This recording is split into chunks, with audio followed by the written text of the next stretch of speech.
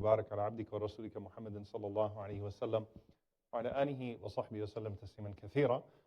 So tonight we move on to a topic that's connected to the last few halaqas, but it really expands beyond, I think, what we typically think about as Muslims. And what I personally have appreciated in the research for this series and kind of going through it is that we're not just learning about rights and technicalities, we're also learning about ihsan. We're learning about how to show excellence and an extra level of compassion and mercy to people. And usually when you're talking about the relationships of people in a fiqhi sense, in a jurisprudence sense, then you're talking about rights and obligations and responsibilities. But as we can see that it's not just the responsibilities in a marriage that are highlighted by the concept of ihsan in Islam, this concept of compassion and added excellence, but it really covers all of our relationships, our relationship with society as a whole. So we're at Hadith number 29 now, and I'll tell you guys a secret. As I was going through the topics, I was like, all right, we might have to push this to 42, 43, and it's okay because Imam an-Nawawi rahimahullah, he did that with his arba'in too, with his 40 hadith too, became more than 40. So we have to go a few over than we do, because a lot of times what I thought were going to be subtopics ended up becoming topics in and of themselves. So the topic tonight really arises out of a recognition that when we talk about the rights of parents, so if you realize last week we talked about the rights of uncles and aunts and the extended family. And who can give me the order that we take from the hadith of the Prophet ﷺ from last week? From your aunts and uncles, how do you prioritize? The khala comes first, the maternal aunt, then the paternal uncle, the then the maternal uncle, paternal aunt. Right? This is the breakdown that we find in the Sunnah of the Prophet ﷺ. There's no mamu and chacha breakdown in the hadith of the Prophet ﷺ, but there's aunts and uncles. Okay. And then you sort of look at the extended family as it is. So one of the things that really I found very touching is the emphasis in Islam on honoring the elderly that are not from your family. And really the amount of literature that's found within it. And this actually could be one of the longest halaqas of the entire series. Because it's not one or two or three ahadith, but actually honoring the elderly beyond just your parents and beyond just your uncles and your aunts and people that are known to you in your community. In fact, beyond Muslims. And we'll talk about some of the narrations that come with that. So it starts off, the most powerful hadith to start this off is the hadith from Abu Musa al-Ash'ari radiyallahu ta'ala anhu in Sunan Abi Dawood. The Prophet sallallahu alayhi wa sallam said, "Inna min ijlalillahi ta'ala ikrama dhi shaybati al-Muslim." The Prophet sallallahu alayhi wa sallam said that from a part of revering Allah, showing reverence to Allah, showing glory to God, is honoring the elderly Muslim. So here the Prophet ﷺ specified the Muslim. And then the Prophet ﷺ, in some narrations, he expanded and he said, وَحَامِلَ الْقُرْآنِ, and the one who is a memorizer of the Qur'an, who carries the Qur'an. But the Prophet ﷺ says, غَيْرِ الْغَالِ فِيهِ, but not to go in extravagance in honoring the one who memorizes the Qur'an, but still giving the one who memorizes the Qur'an a certain position. And finally, the Prophet ﷺ said, as-sultan al-muqsit, the just ruler, a fair ruler, that you honor the fair ruler amongst you. All of the ahadith that warn about sultan and ja'ir, the oppressive ruler, the tyrant, the reverse of that is that when we have a good ruler, when we have a good just authority, that we should honor that authority, that we should show that due reverence, because that's not an easy thing to do. So it starts off, though, with ikram al-shayba, this idea of honoring the person who has gray hair, or who has especially attained those gray hairs within Islam. And this starts off with one of the earlier frameworks that we find from the Prophet sallallahu alaihi wasallam. هَلْ تُرْزَقُونَ وَتُنْصَرُونَ إِلَّا بِضُعَفَائِكُمْ. Are you provided for or supported except by how you treat the most vulnerable amongst you? And many of the ulama, when they categorized who the vulnerable amongst you are, very frequently we go straight to the oppressed. And the oppressed, obviously, that's the major point and emphasis of the hadith. But the ulama, as they list the categories, will also list the elderly here. That the idea of the hadith is that you are taken care of by Allah subhanahu wa ta'ala, upon whom you have no right, just as you take care of those who cannot give back to society at times. but you take care of them because you seek that from Allah subhanahu wa ta'ala, because it's the right thing to do. So you are provided for by the way that you provide. And so that's the framework that we find here. And obviously, this refers to a different type of weakness and a different type of vulnerability that comes sometimes with older age, whether that's the effect of that is on the physical or on the memory or on pace or whatever that may be, the ability to work and to earn. All of these things are taken into consideration. And there's a very famous hadith from the Prophet ﷺ, from Abdullah ibn Amr radiallahu ta'ala anhu, that the Prophet ﷺ said, لَيْسَ مِنَّا مَنْ لَمْ يُوَقِّرْ كَبِيرَنَا وَيَرْحَمْ صَغِيرَنَا. The Prophet ﷺ said, he is not from amongst us who does not respect established. Yuwaqqir, I'll talk about that in a minute, inshallah. What waqar is here. Yuwaqqir is to establish in respect, establish the position of the elderly amongst them, and to show mercy to the youth amongst them. And the Prophet ﷺ continued also on authentic narration, وَمَنْ لَمْ يَعْرِفْ لِعَالِمِنَا حَقَّهُ. And whoever does not realize the right of our scholars upon us. So there are three things the Prophet ﷺ mentioned: respect to the elders and establishing the elders in their position, showing mercy to the youth, and then realizing the right of the scholars upon a people. Now, when you look at this particular part here, yuwaqqir kabirana, if you think about what's often spoken about as the generation gap here, okay? Respect is beyond symbolic gestures of respect. Yuwaqqir is not simply ihtiram. Yuwaqqir is to acknowledge a person's right upon you, okay? To acknowledge a person's right upon you, and here this is spoken about in the collective, to acknowledge the right of those who are older upon society as a whole, to establish them in their position, okay? And then to show mercy to the youth. So how do you balance that generation gap? If you think about the problems that we find within the generation gap, obviously the elderly want to be respected, and the youth usually turn away from the community when they don't feel compassion, when they feel judged, when they feel not disrespected, but when they feel cruelty and harshness. So the Prophet ﷺ really diagnosed the generation gap perfectly. That, when it comes to the elderly, there's this importance of recognition and establishing that respect. And when it comes to the youth, there's this importance of compassion and understanding their position as well and where they're coming from and guiding them gently along that journey, and then finding that balance. Striking that balance in a society is very difficult, because if the youth do not feel, there's that saying, if the youth do not feel the warmth of the village, they will burn it down in order to feel its warmth, if they're not inducted into the village. So you have to have that rahmah when it comes to younger people, and you have to have that waqar, that certain level of respect and establishment when it comes to the elders of a community. There's a fine line in how you actually balance these two things. Because at the end of the day, even if you show respect to the elders and if you show mercy to the youth, each side, usually in those tensions, is not going to feel like they're getting enough of those two things. But the Prophet ﷺ, he recognized that. And how many of you have heard that hadith before? Just a show of hands, I'm just curious. How many of you have actually heard that hadith before? No one's heard that hadith before, that he is not amongst us who shows respect, who does not show respect to the elders? All right, some of you are suddenly hearing hadith. All right, some of you are like, well, I just heard it right now. How many of you have heard it before this class? Why didn't you want to raise your hands in the first place? What's the context of that hadith? And it's very beautiful when you look at the story behind that hadith, and that's usually the first place to go to if you want to understand where this hadith is coming from, what the Prophet ﷺ is seeing. We often forget that the gathering of the Prophet ﷺ, the companions of the Prophet ﷺ, were for the most part very young people. Very young people. The society of the Prophet ﷺ was typically youth. Okay? It was not common to find people beyond their 40s from the companions of the Prophet ﷺ when he initially established in Medina. In fact, most of the companions died in their 30s. When you think, those that died in battle, they were actually only in their 30s. Sa'd ibn Mu'adh, radiyallahu ta'ala anhu, who, if you read about him without mentioning his age, you think of this man that really, was the senior wise person in society that lived for a long time and did great things. And he did do great things indeed. And the throne of Allah shook when Sa'd radiyallahu ta'ala anhu passed away. If you could actually turn this fan off, Walid. Sorry, you guys hot?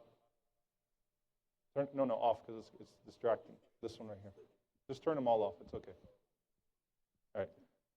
So the Prophet ﷺ is dealing with a lot of young people. Sa'd ibn Mu'adh radiallahu ta'ala anhu was only in his 30s when he passed away. And the Prophet ﷺ said the throne of Allah shook when Sa'd passed away. When Sa'd radiallahu anhu passed away. So what does that mean? If you walk into the masjid of the Prophet ﷺ, and typically you've got people in their 20s and their 30s, and then you only have a few elders amongst them. What that means is that they can start to disrespect their elders. They could start to lose sight of their elders because, especially when you're preparing for battle, when you're preparing for building the masjid, and you're talking about a lot of physical labor, then it's very easy to lose sight of the elderly amongst you. So the context of that hadith that's mentioned is actually a hadith from Anas ibn Malik radiallahu anhu. And was Anas old or young? Very young. Anas was a kid when the Prophet ﷺ came to Medina. And so he describes this situation. He says that we were sitting in the masjid one day, and an elderly man came to talk to the Prophet ﷺ, and the people were hesitant to make room for him. Now, what does hesitant to make room for him mean? Meaning the Prophet ﷺ was always surrounded by these young people that were taking advice from him, asking him questions, sharing their dreams, whatever it may be, talking about marriage, all right? Because there's the hadith of Ibn Mas'ud radiallahu anhu there too. They were doing what young men would do, and they're surrounding the Prophet ﷺ. So an elderly man wanted to ask the Prophet ﷺ a question, and they weren't making room. They didn't want to give up their spot. So the Prophet ﷺ, he was displeased with that. He didn't like that. So that's when the Prophet ﷺ said, لَيْسَ مِنَّا مَنْ لَمْ يَرْحَمْ صَغِيرَنَا وَيُوَقِّرْ كَبِيرَنَا. That he is not amongst us. And the narrations sometimes switch the youth and the elderly. It's the same meaning. He is not amongst us who doesn't show mercy to the young amongst us or show that respect and that status to the elderly amongst us. So this is not something that's done out of malicious intent usually, but it's something that's done out of forgetfulness or out of just mere convenience here, right? So everyone is, they're trying to grab from the Prophet ﷺ whatever they can, and they're just not paying attention. And that could happen even to the companions of the Prophet ﷺ. The power of a young man like Anas radiallahu anhu being the narrator of that is to show that this goes far beyond, just the mere ahadith or words or technicalities that we technically hear of. So what are some of the specific lessons that we take from this? Number one, Allah tells us in the Quran, هَلْ جَزَاءُ الْإِحْسَانِ إِلَّا الْإِحْسَانِ. Is there any reward for excellence except for excellence? Then Allah subhanahu wa ta'ala also says, ثُمَّ كَانَ عَاقِبَةُ الَّذِينَ أَسَاءُوا السُّوءَ. Okay? So those that worked evil, their aqibah, their response was also evil. How many of you have heard that you're going to be treated by your children the way that you treated your parents? How many of you heard that growing up? Right? It's something that we all heard growing up, that the way that you treat your parents, you're going to be treated by your children. But that also is to be understood in a broader framework. Listen to this hadith by the Prophet ﷺ, and it obviously starts with the parents. The Prophet ﷺ says, "Man ahana dha shayba," whoever humiliates or dishonors someone, who dha shayba would literally be someone that has gray hair, okay? But someone who's older than him, whoever disrespects or dishonors someone who is older, the Prophet ﷺ said, "Lam yamut hatta yab'ath Allahu alayhi man yuhinu shaybahu idha shab." He would not die until Allah subhanahu wa ta'ala sends upon him, before he dies, someone that would humiliate him in his elderly age as well, in his old age as well. So obviously that starts with the parents, and that's how it would happen. It could happen with your children.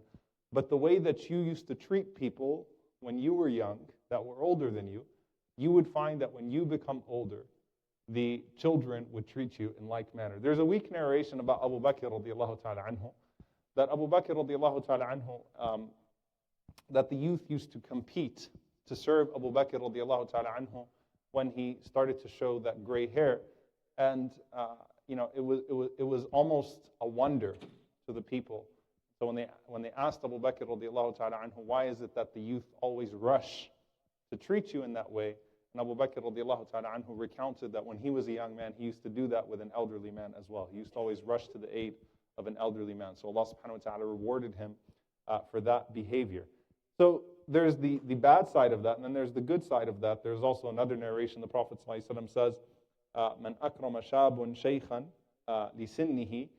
I'm sorry. "Ma akrama shabun shaykhan lisinnihi illa qayyada Allahu lahu man yukrimuhu 'inda sinni." The Prophet ﷺ said that no one treats an elderly person with honor in their elderly age, except that Allah subhanahu wa ta'ala would send someone to them when they are elderly that would treat them with that same level and that honor and that respect. A lot of times, there is a mercy in some of these ahadith and the broadening of it. How? Sometimes it won't be the children of that elderly person that would honor them.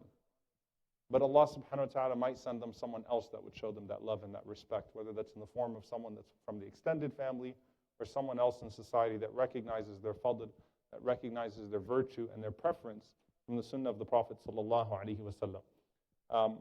So those are some of the general concepts in regards to treating the elderly, and the idea that, look, the way that you do to others, it will also be done to you. So when you treat people that are older than you with respect, Allah subhanahu wa ta'ala will send young people that will treat you with either the same level of respect or disrespect that you treated someone else. But how do we move beyond just the paradigm of respect? What is respect? What is honoring? Is it kissing someone's hand? Is it kissing someone's forehead? Is it holding the door? Is it letting someone lead the salah? Is it making sure that the masjid boards are always, the eldest of a community? What is respect? Because that's a very subjective term. What is ikram? And some of these things are purposefully subjective and open, because remember the emphasis in the Quran of bil ma'ruf, in accordance with custom. So there are some things that would be considered from respect and some customs. So long as they don't contradict the Sharia, they should be honored. So you should honor the elderly in your culture in accordance with what is considered honoring them, so long as that does not mean contradicting the Sharia. So you sort of look at all of those customs as well. But how does this relate to social justice first and foremost? Is this something that's specific to the Muslims? This is one of my favorite narrations, and it's mentioned Ahkam Ahl al-Dhimma by Ibn al-Qayyim rahimahullah, the rulings on how to treat protected non-Muslim minorities in a society, by Ibn al-Qayyim rahimahullah ta'ala. He mentions this narration that one time Umar radiallahu ta'ala anhu, in his khilafah, he saw an old Jewish man who was begging. And Umar radiallahu ta'ala anhu, who's this man that used to carry around the bags at night and serve everyone in his society, and he used to care for even the animals, right? I mean, he's seeing this elderly man that's going around begging, and yes, he's an elderly Jewish man, he's not a Muslim, and Umar radiallahu anhu was ashamed of himself. So he said to him, Ya Shaykh, ma hamalaka ala hadha. Shaykh means elderly person. Right, in the linguistic sense, in the technical sense. He said, well, what's causing you to do that? Why are you begging? What the man said in return hurt Umar more. He said, well, first of all, I'm elderly. I don't have anyone to take care of me. And he said, and the jizya is becoming difficult for me, the tax. Keep in mind, the jizya in the time of Umar was less than the zakah for the Muslims. Okay? Technically speaking, the jizya, which was mandatory on able-bodied men, right, that were not Muslim, in exchange for protection and security and military, all of the benefits of having a military fight on your behalf the way that they'd fight on behalf of their own. It was actually less than the zakah. But when this man said it was the jizya, look at what Umar radiallahu ta'ala anhu did. Umar radiallahu ta'ala anhu, he took him by his hand, and then he put his arm around his neck, and he walked him home. And Umar radiallahu ta'ala anhu called for the head of Baytul Mal, so the custodian of the treasury. And he said that I want you to assign a stipend for this man. I want you to make sure that he's getting paid and that he's being taken care of. And Umar radiallahu ta'ala anhu, he started to cry, and he said, Wallahi ma ansafnak. He said, Wallahi, we did not show you justice. He said, نَأْخُذُ مِنْكَ شَابًا ثُمَّ نُضَيِّعُكَ شَيْخًا. That نَأْخُذُ مِنْكَ شَابًا, we take from you when you're young, and then we lose you or we forget you when you're old. And he says, Wallahi la a'tiyannaka min mal al-muslimin. I swear that I will give you from the money of the Muslims. I will treat you like a dignified human being. I will honor you. I'll make sure that you have money even from the money of the Muslims. But think about that line. We took from you as a young man, but we forgot you when you were older. So we had no shame in extracting the benefit of your energy and your resources and what you contributed to society as a young man. But then when you became old, we forgot about you. Think about that as a policy. What does that translate into policy? What does that translate into maintaining, the proper social security and retirement for, and making sure that the elderly are taken care of economically from a policy perspective? This is something that's rooted in our tradition. Because if Umar radiallahu anhu is saying that to an elderly Jewish man that lives in his care, he's not talking about the military, he's not talking about, as far as the deen. This old man didn't used to come to the masjid and do things for the Muslims. This old man was someone that used to work in society as a young man. And Umar is ashamed of himself. He says, we took from you when you were young, and we forgot you when you were old. So he was specifically referring to the economic piece of this. And then you look back at Abu Bakr and Umar, very famous narration, where Umar radiallahu ta'ala anhu said that every single time I tried to beat Abu Bakr, I found that he preceded me. كَانَ سَبَّاقًا لِكُلِّ خَيْرٍ. He always preceded me to every good. And there's the famous story of the zakat, the sadaqah story. You hear it at every single fundraiser. Right? Abu Bakr gave, Umar gave half of his wealth and thought he would win. Then Abu Bakr gave 100% of his wealth. But there's another story where Umar radiallahu anhu said, all right, listen, I'm gonna surpass him in things that I know that he can't do. So it was during the Khilafah of Abu Bakr that Umar radiallahu anhu went to the outskirts of Medina, and he went to serve particularly the elderly women that were on the outskirts of Medina. So he had a focused demographic that he would go and he would serve. What that service meant, cleaning up, making sure they were taken care of, food, groceries, whatever it may be. They needed some help in the home, to fix something in the house. So Umar radiallahu anhu wanted to go do that. So Umar radiallahu anhu said that when he went out to the outskirts of Medina, to this particular village, and he went to an elderly lady's house, she answered the door, and she told Umar that someone's already been here. And he's like, what? Who? Who comes all the way out here? So she said he doesn't want anyone to know. So Umar radiallahu anhu hid behind her house, and he saw Abu Bakr radiallahu anhu, the Khalifa of the Muslims, who's dealing with people that don't want to pay zakah, who's dealing with people that are claiming a new prophet in Musaylim al-Kadhab, who's dealing with all of the problems in the first 2 years after the Prophet ﷺ, and he's making time to go out privately and to serve this elderly woman. And Umar radiallahu anhu cried, and he said, لَقَدْ أَتَعَبْتَ مَنْ جَاءَ مِنْ بَعْدِكَ. You have exhausted everyone that has come after you. Like, I can't win with you.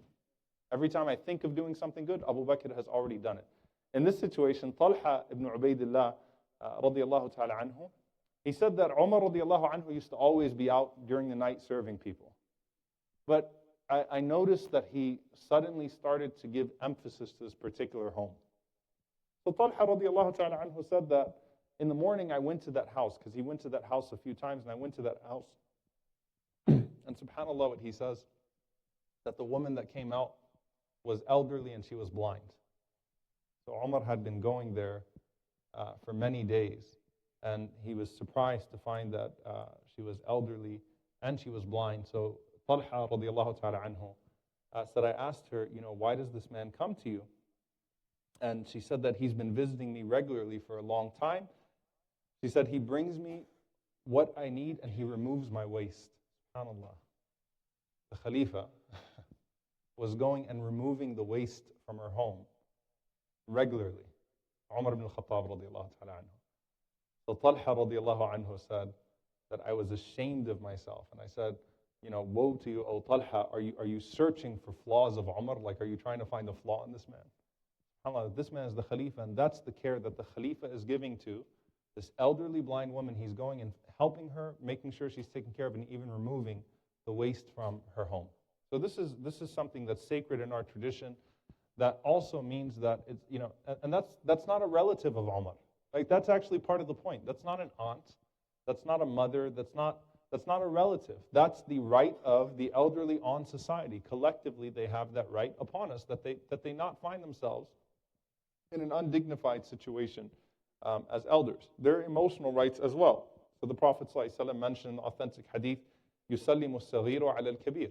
that the young person should always initiate the salam to the older person. Don't ever let someone who's older than you precede you in salam. And he mentioned al-maru ala al-qa'id, the one who's walking should give salam to the one who's sitting down. And he mentioned, alayhi salatu wasalam, al-qalilu ala al-kathir. If there's a smaller group of people, a larger group of people, then it's the right of the larger group of people that the smaller group of people initiate salam with them. But he started off with as-saghir ala al-kabir, paying attention to that the younger person should make it a point to go to the elderly person and to say salam to them. In fact, when the Prophet ﷺ came to Mecca and Fatih Mecca, Abu Bakr radiallahu anhu's father, Abu Quhafa, became Muslim in Fatih Mecca, the conquest of Mecca. For 20 years, he resisted Islam. He refused. The father of Abu Bakr refused to become Muslim. And Abu Bakr was the same age, was 2 years younger than the Prophet ﷺ, right? So his father was very old, Abu Quhafa was a very old man. And finally, he accepted Islam in Fatih Mecca 20 years later. So when the Prophet ﷺ came to Mecca, Abu Bakr radiallahu anhu carried his father to the Prophet ﷺ.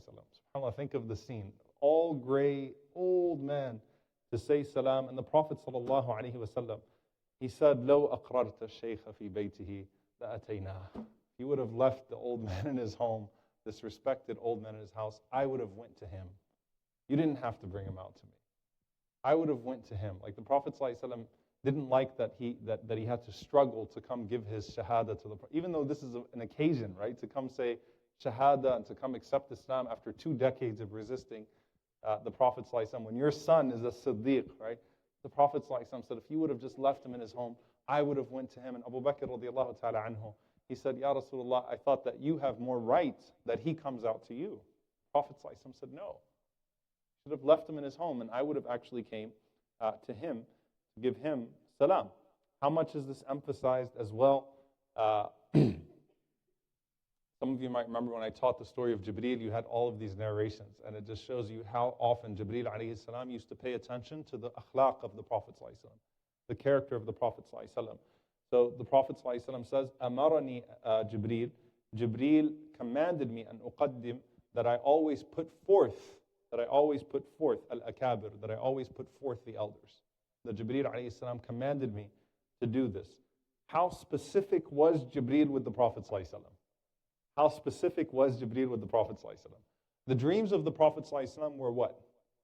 Were they revelation or not? They were always revelation. Every dream of the Prophet ﷺ was a form of wahi.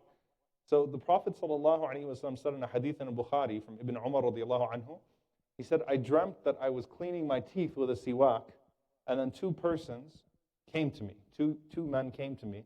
So the Prophet ﷺ said one of them was older than the other.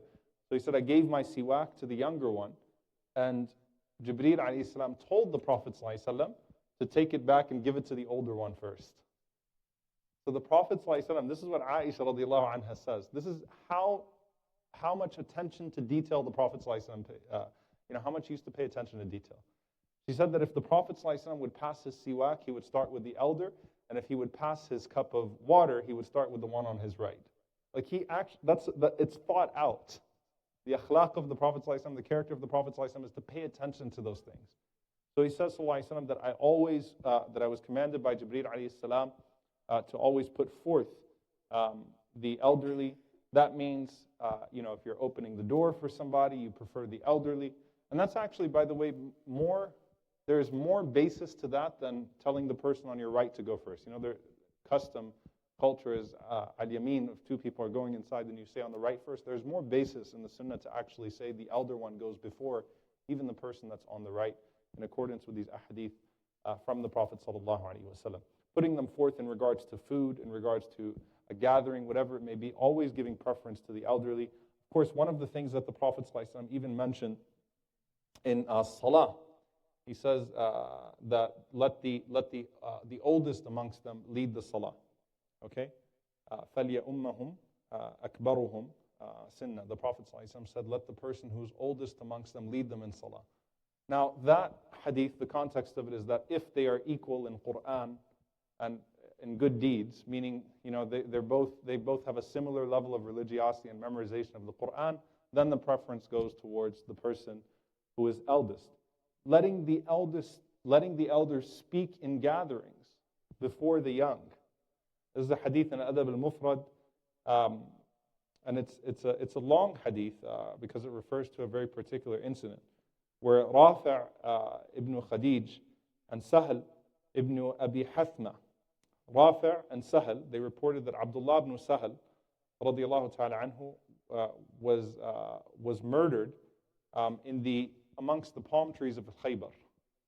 So Abdullah ibn Sahl was a companion of the Prophet ﷺ, and he was killed in an area where you had Banu Qurayza, an area which you had a very particular Jewish tribe. So his children were obviously outraged, and people assumed that you could just say it was Banu Qurayza, and they could arbitrarily punish the tribe, even though they couldn't prove who exactly killed Abdullah ibn Sahl. So the Prophet ﷺ gathered the companions, and when the Prophet ﷺ gathered the companions, Abdurrahman ibn Sahl and two of the young sons of Mas'ud, not Abdullah ibn Mas'ud, but Mas'ud, came to the Prophet ﷺ and they started to speak. So the Prophet ﷺ, he says, Kabbir al-kibara. He said, no, let the elders speak first. And the Prophet ﷺ says, Liyali al-kalam al-akbar, which actually means exalt the eldest amongst us. Let them be the first to actually speak. So that means when there's a gathering and there are people that are sitting together, to allow the elders to actually have their voice heard, to allow them to speak, even if that means they're going to dominate the conversation, even if that means that it would take more time, but to show that respect and that love and to actually give that preference is something that's from the sunnah of the Prophet ﷺ. He taught us being gentle in religious obligations. And this is something that Ash-Shafi'i rahimahullah said, that an elderly person never asked the Prophet ﷺ for a concession, for a rukhsa, except that the Prophet ﷺ gave that concession to them. So an elderly person never came to the Prophet ﷺ asking the Prophet ﷺ to relax an obligation, except that the Prophet ﷺ did so, and he tried to even make them feel better about not being able to perform an obligation as they used to before. So whether a person becomes too difficult for them to fast, or too difficult for them to pray standing up, the ajr is the same for a person when they pray sitting down, if they have no choice but to pray sitting down. Okay? Important distinction. If they have no choice but to pray sitting down, the ajr, the reward is the same. All right? If they have a choice, well then the salah is invalid if they can stand up. We're talking about obligatory prayers. All right? But if they don't have a choice, if that's what they're capable of, the reward is the same. The reward in Ramadan for a person who can no longer fast, but who gives the fidya, is the same as a person who's fasting. There's absolutely no decrease in the reward. The reward of someone doing hajj on your behalf, because a person became unable to do so, is no less. And that's why the Prophet ﷺ in the Hadith of Ibn Abbas radiallahu anhu, he said a man came to the Prophet ﷺ when the command of Hajj was given, and his father was still alive. So by the way, this is a ruling in Islam. Okay, his father was still alive, but his father was so old that he couldn't even sit firmly on the saddle. Okay. Meaning it was going to be extremely difficult for his father to perform Hajj. It was to a point that it was really impossible. They'd have to torture his father in order for him to perform the Hajj. And he said that, if I tie my father to his saddle, I'm afraid that he'll die. Okay, that's how difficult this is going to be. So he asked the Prophet ﷺ if he can perform Hajj on his behalf. The Prophet ﷺ said, don't you think that if your father owed a debt, this is so beautiful, he said, if your father owed a debt, and you paid it off, that it would be just as good to the person that you paid it off to? Like if your father owed a debt to somebody, and then his son paid off the debt, does the person who's receiving his money back really care that it came from the son and not the father? No. So the man said, yes, it's the same thing. So the Prophet ﷺ said, فَحُجَّ عَنْ أَبِيكَ, so you do Hajj on behalf of your father. While he was still alive, but again, he was too old to do Hajj at that point. So not even having to wait for a person to pass away. But the fact that the Prophet ﷺ made it a point to say, look, it's just as good. It's just as acceptable in the sight of Allah subhanahu wa ta'ala. So in summary of prophetic guidance on caring for the elderly, collective social responsibility. I'm going to just give a few things that we learned from all these ahadith. Number one, collective social responsibility. So putting our hands and our resources together for their care. Number two, comprehensive care in terms of their physical and mental health and emotional health. So this all falls under honoring the elderly, ikram, the shayba. Number three, recognition in public and private settings. Okay, so the right of the elderly is to be recognized properly in public and in private settings. Number four, giving them precedence in honorific spaces, such as being the imam, or voicing an opinion, or being served food. And number five is not subjecting them to undue hardship and religious guilt, unwarranted religious guilt. So making available the shari'i concessions, the rukhas, for the elderly, so that you don't have undue guilt or unwarranted religious guilt or undue hardship that is placed upon them. Of course, I want to shout out the Valley Ranch Islamic Center for the Golden Club, alhamdulillah, where our masjid actually, that's good, so we got a round of applause, all right? Our masjid actually has specific services, alhamdulillah, for our elders and our seniors in this community, and we honor and respect and love our elders in this community, and we ask Allah subhanahu wa ta'ala to allow us to do a better job. Allahumma ameen. Questions?